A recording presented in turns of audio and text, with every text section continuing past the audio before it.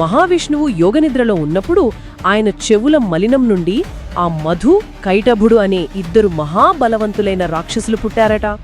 చెవి మలినమంటేనే అది ఒక రకంగా అజ్ఞానానికి, మాలిన్యానికి ప్రతీక కదా. ఆ అజ్ఞానం నుండి పుట్టిన ఈ రాక్షసులేం చేశారంటే నేరుగా వెళ్లి సృష్టికర్త అయిన ఆ బ్రహ్మదేవుణ్ణే భయపెట్టారు. భయపెట్టడమే కాదు, ఏకంగా సృష్టికి మూలమైన ఆ స్వచ్ఛమైన జ్ఞానానికి ప్రతీకైన వేదాలను ఎత్తుకెళ్లి సముద్ర గర్భంలో దాచేశారు.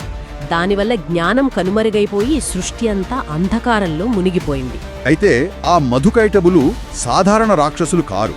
వారు ఆదిశక్తిని ప్రార్థించి ఒక వరం పొందారు. ఆ వరం పేరే ఇచ్ఛామృత్యువు. వాళ్ళు కోరుకుంటేనే చనిపోతారు. ఇలాంటి అజేయమైన శక్తి ఉన్నప్పుడు సహజంగానే ఒక విపరీతమైన గర్వం వచ్చేస్తుంది. మరి అలాంటి గర్వంతో విర్రవీగుతున్న వాళ్లను ఎదుర్కోవడానికి బ్రహ్మదేవుడు మహావిష్ణువును ప్రార్థించాడు. ఆయన మేల్కొని ఏకంగా 5000 సంవత్సరాలు వాళ్లతో యుద్ధం చేశాడు. విష్ణుమూర్తి అంతటివాడే వాళ్లను ఏమీ చేయలేకపోయాడు. ఎందుకంటే ఆ వరం అలాంటిది. నేరుగా గెలవడం కష్టమని గ్రహించి వాళ్లను వ్యూహాత్మకంగా పొగడటం మొదలుపెట్టాడు. మీ శక్తి సామర్థ్యాలకు నేను మెచ్చాను. నా నుండి ఏదైనా వరం కోరుకోండి అని అడిగాడు. మేమే చాలా బలవంతులం, వరం నువ్వు కాదు, మేమే నీకిస్తాం, నువ్వే కోరుకో అని చాలా గర్వంగా అనేశారు. విష్ణువు సరిగ్గా ఆ క్షణం కోసమే ఎదురుచూశాడు. వెంటనే అయితే మీరు నా చేతిలోనే మరణించాలి అని కోరుకున్నాడు. పాపం, తమ మాటలకు తామే బందీలయ్యామని అప్పుడు గ్రహించారా రాక్షసులు. అయినా సరే తప్పించుకోవడానికి మరో తెలివైన షరతు పెట్టారు.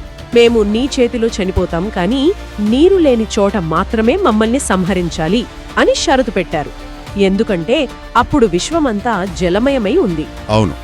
ఆ షరతు వినగానే మహావిష్ణువు గుర్రం తల కలిగిన ఆ హయగ్రీవ రూపాన్ని ధరించాడు.